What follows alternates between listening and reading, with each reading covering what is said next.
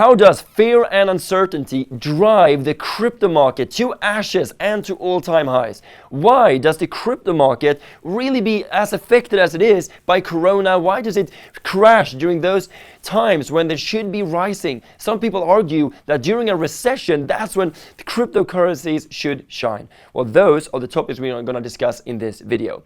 So to start this off, what I would like to start with is this. There are two different places that you can be when you watch cryptocurrencies. One of them is, well, you know what? Cryptocurrencies, they're just an assets, much like stocks, and they will go up and down with the market. But the second part is this, and that is that cryptocurrencies was created as a response of the financial collapse in 2008, but that they should be a hedge. And since it's a limited supply and people should go to both gold but also cryptocurrencies in times of uncertainty. So that leads us to the human emotions. So that is really what drives the market. It has really nothing to do with the currency, gold and silver, stocks in itself. It has so much more to do with manipulation, traders, so speculation, and emotions of traders and investors as well. So even though cryptos could be a hedge, but the only way for them to be a hedge is if institutions would move money from one market into cryptos. If they would move money from stocks to cryptos, gold to cryptos, then of course cryptos would go up in value. So then we would call it a store of value that keeps its value over time. Now, what really happens is in times of fear and uncertainty, what big institutions but also retail players do, retail, which is you and me, they actually move money to fiat currencies. Now, why is that? Because when we have a recession, when we have a big crash, what does people do? Well, they get scared. So they see their investments go down, and what do they need the most in these times? Well, they need cash. And what you could see is food go up in price, eggs increasing by 60%, electricity increase so much in price. So people will need the cash, and what they do is they take the money out from the cryptos, from stocks, from gold. So even in these times, you will actually see gold, silver, stocks, cryptos, all of it fall at the same time. So when everyone's taking money out, naturally people, they get more scared and panic more and more. So people are willing to sell for lower and lower prices to save the money that they have. But then the opposite is true as well. So when then we come out of that uncertainty and fear, then people get greedy instead. So what happens then is that people, they take their money and start investing instead, because then food is maybe decreasing, so they can buy more food and they get more salary, perhaps. And then the rents go down, electricity is cheap. You can even take a loan that is very cheap. But when interest, inflation, everything is on the rise, and you literally are being attacked on all fronts, you need money more than ever.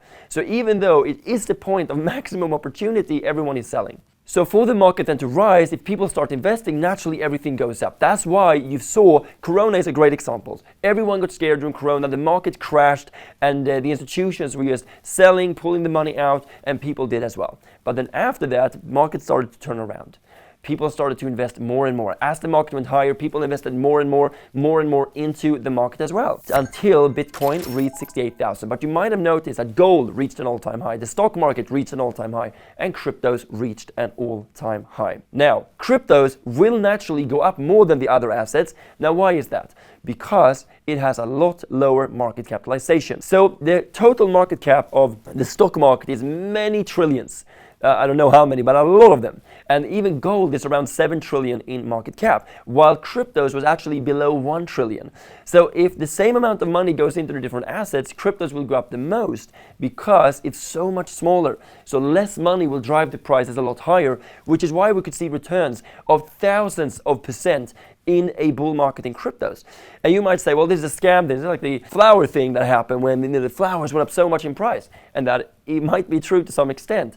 But if you look back when internet was created and Amazon came about, Google, they had the same experience. They went up thousands of percent or hundreds and then down 90% afterwards as well. Everything moves in cycles. The stock market moves in cycles. We have bull markets that last for 10 years, bear market that lasts for a couple of years. It needs to happen. It happens all the time. The answer to this question, how fear and anxiety drives the market, is really that it should be a hedge to inflation. It should go up in value, but it doesn't because people are scared and they actually take money out. So they take money out to something that they know that they can use in the supermarket, which is the fiat money. So that is really how everything moves around, driven by emotions, like anything in life. So I really hope you enjoyed this content here, and I hope you enjoyed this video. But now let me ask you this. What are you doing in times of uncertainty? When you feel scared, when you feel fear, Are you letting your emotions drive you? Are you selling your assets to take money out? Because if you are, it's likely that most people are doing that as well, which is perfectly normal. It's human nature.